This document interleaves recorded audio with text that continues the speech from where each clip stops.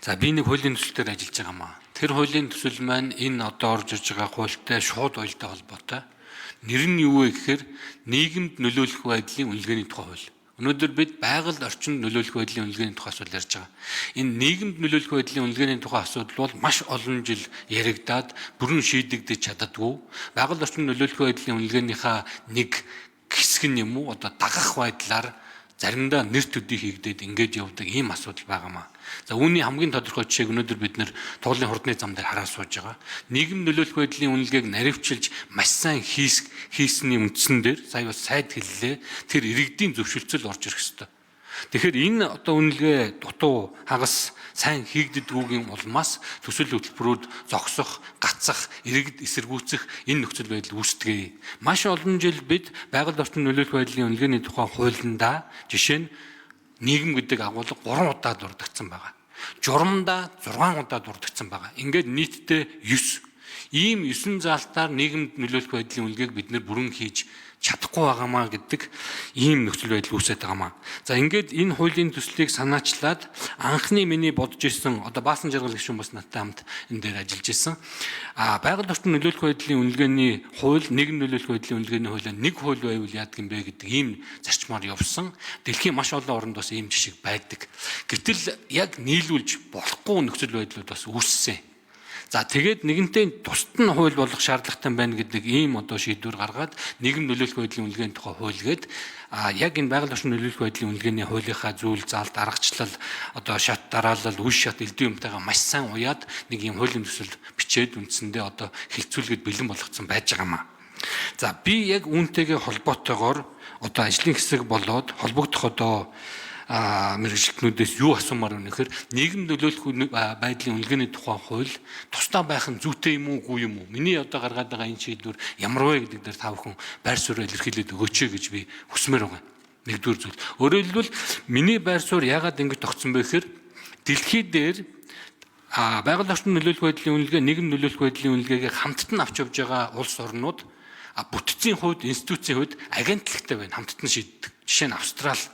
Эсвэл одоо регулятор буюу зохицуулах засгийн газрын нэгжтэй байна.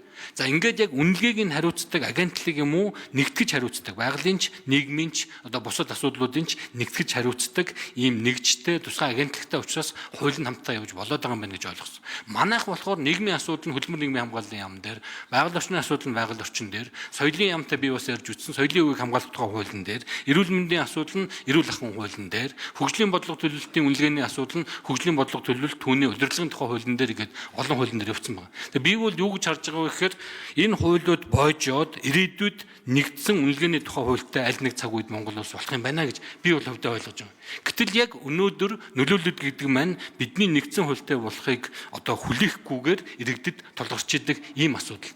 Тийм учраас энэ хуулийн боожлтыг хүлээхгүйгээр нийгэмд нөлөөлөх байдлын үнэлгээний тухай хууль гэдэг тодорхой хуультай болоод чиг үүргээрээ гэр бүл хөдөлмөр нийгмийн хамгааллын яамын одоо чиг үүргийг энд татан оролцуулаад явбал яасан юм бэ? Тэгэхгүй бол одоо засгийн газрын хуулийн дээр яамдын одоо чиг үүрэг ч гэсэн тодорхой байж байгаа. Байгаль орчны асуудлаа байгаль орчноор эрхэлдэг, нийгмийн асуудлаа гэр бүл хөдөлмөр нийгмийн хамгааллын асуудал нь яа.